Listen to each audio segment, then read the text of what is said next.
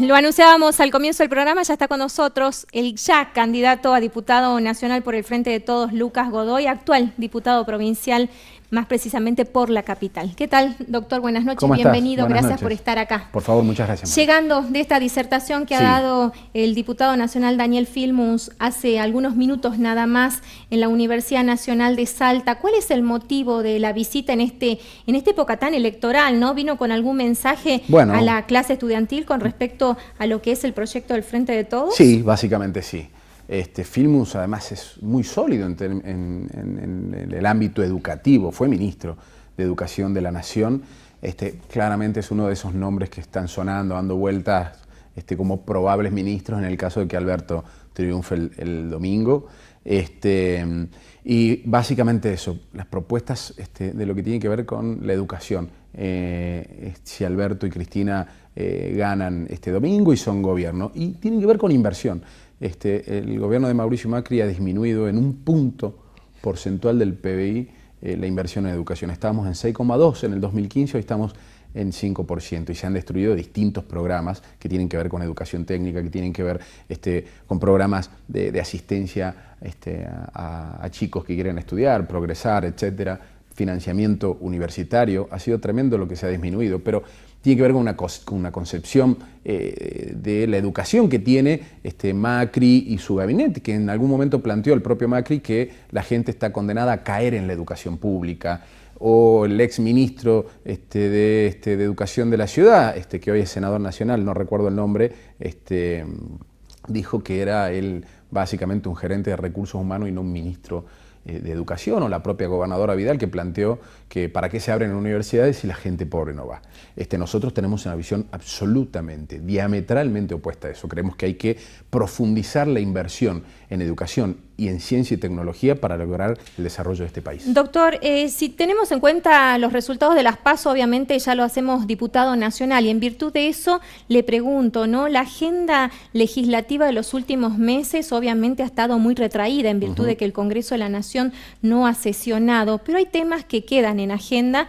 Obviamente el del aborto, que seguramente se pondrá, y sabemos que usted obviamente se ha manifestado a favor de esa ley. Y no de la legalización, ojo, no de cómo estaba planteado. Yo lo que he planteado, y me parece que escuchando los debates en aquel momento muchos pensaban lo mismo, es que no se puede tratar a la mujer que ha atravesado una situación de esa naturaleza como una delincuente. Es decir, que no se puede seguir penalizando. Se condena a la clandestinidad, pero además se la condena penalmente como si fuese una delincuente. Me parece que hay que trabajar enormemente. Pero hay condenas efectivas en este sentido. Pero la mera amenaza de la condena genera la clandestinidad. Entonces se debe discutir eso, se debe discutir profundamente, se debe discutir sin fanatismos, se debe discutir racionalmente, con todas las cartas en las mesas, planteando las distintas posturas.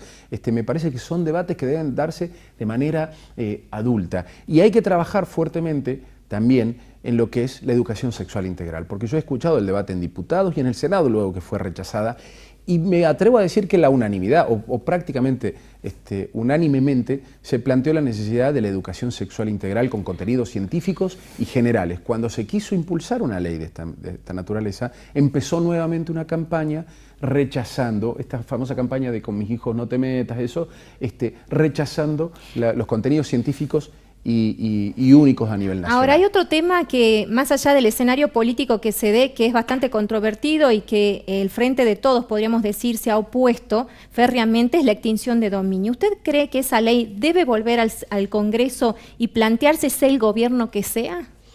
Me parece que todo tiene que hacerse en el marco de un proceso judicial que respete las garantías constitucionales y el derecho de defensa. Creo que muchas leyes o muchas propuestas del gobierno... Pero una cosa es que se haga legalmente por los cánones de la ley y otra cosa es que el Congreso apruebe una ley en este sentido. Sí, pero a ver, vamos a suponer lo que tiene que ver con la lucha contra el narcotráfico. Aquí en Salta y también en Nación existen leyes de esa naturaleza que tienen que ver con sacarle esos bienes a quienes han sido condenados por este tipo de delitos y sean utilizados para las fuerzas de seguridad, para recuperación de adictos, los dineros que se secuestran. Es decir, existen distintos tipos. Lo que creo yo es que en algún momento se plantearon distintas leyes como básicamente para la galería, como se suele decir, leyes demagógicas que finalmente eran inconstitucionales. Entonces me parece que hay que discutir seriamente ese tipo de leyes. Lo que sí, y hay algo que ahí me parece que, déjame que te lo diga,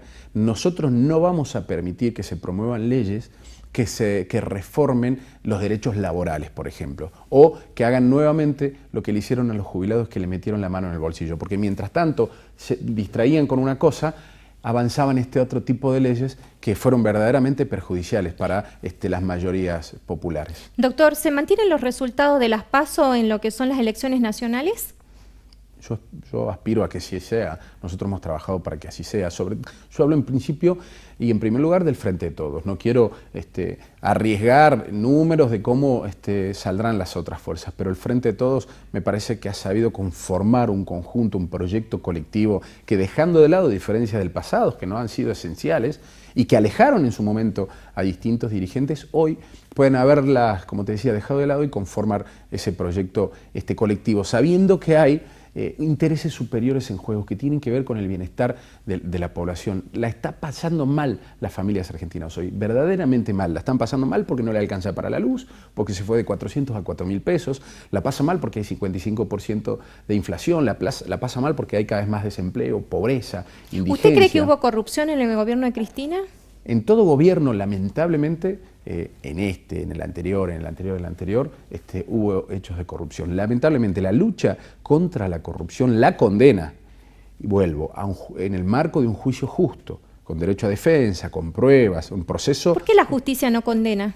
Hay condenas que se han llevado adelante por corrupción. Muchas veces han transcurrido mucho tiempo hasta la condena, y eso hoy no está dice bien. Que aparentemente habrían aparecido los cuadernos originales de todo lo que desveló un principio de corrupción y al final era en que Argentina.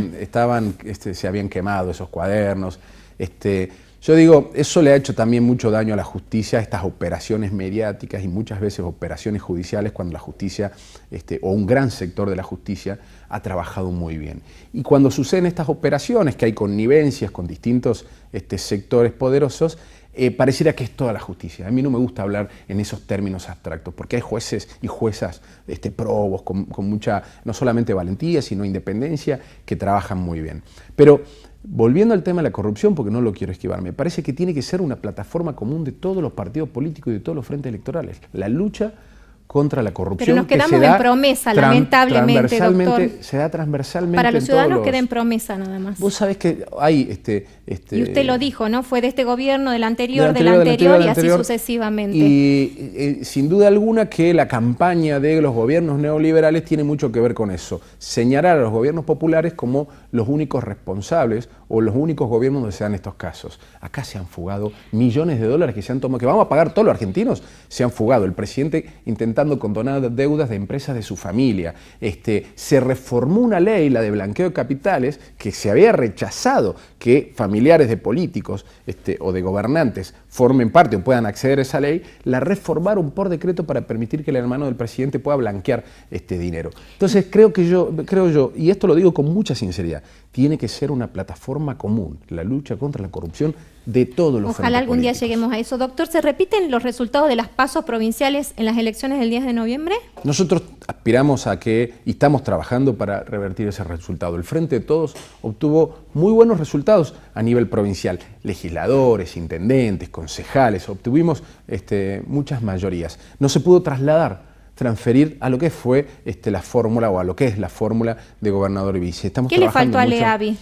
No, bueno, tenemos que hacer un análisis general, no solamente personal, sino probablemente de estrategia de campaña, de básicamente todo lo que hicimos. Y creo que tenemos tiempo para revertir. ¿Usted cree que los intendentes resultados. son los que definen las elecciones cuando hablamos de una candidatura a gobernador? La gente es la que define las elecciones al final del camino. Y nosotros tenemos que buscar la manera de llegar con el mensaje a la gente del Frente de Todos como un proyecto político. A nivel nacional, a nivel provincial, yo reniego de aquellos que quieren desligar y desatar las elecciones provinciales de las nacionales. Básicamente porque no da lo mismo cualquier gobierno nacional. No da porque el 70%, más del 70% de los recursos provinciales, del presupuesto provincial, dependen de la nación. Entonces, si la economía está deprimida, si no hay recaudación, si no hay trabajo, si no hay Bueno, nunca Salta se caracterizó por tener gobiernos afines al gobierno nacional y así estuvimos. Sin embargo, Juan Carlos Romero también tuvo gobiernos que no fueron afines y al menos hubo algún tipo de desarrollo diferente en Salta en cuanto a la obra pública. Mirá, ¿no? yo he visto, por lo menos te puedo hablar de los últimos años, los últimos 12 años que está Juan Manuel Urtubey, tuvo una relación institucional muy buena con los distintos gobiernos. Todos tienen la obligación, todo gobernador o gobernadora tiene la obligación de tener una relación. Sí, pero más allá de que lleguen los fondos, eso es otra cosa. Por eso pedí una buena relación con el gobierno central, se tiene que tener. Pero yo me refiero a que no da lo mismo un proyecto político que otro. Podemos tener todos una buena relación y eso está fenómeno y eso es lo que corresponde y eso es lo que hay que hacer. Ahora, no da lo mismo para la gente cualquier gobierno nacional, porque hay gobiernos nacionales como que en 4 años te empobrecen, que en 4 años generan una inflación del 55%, que en 4 años terminan generando esta debacle, y otros gobiernos que buscan lograr una inversión, lograr un crecimiento, lograr mayor dignidad y calidad de vida para la mayoría de los argentinos. Doctor, muchísima suerte para el domingo venidero y seguramente tendremos la posibilidad de hablar luego ya como diputado nacional por Salta. Bueno, muchas gracias. Hacemos nuestra pausa y ya volvemos con el gobernador de la provincia, Juan Manuel Urtubey.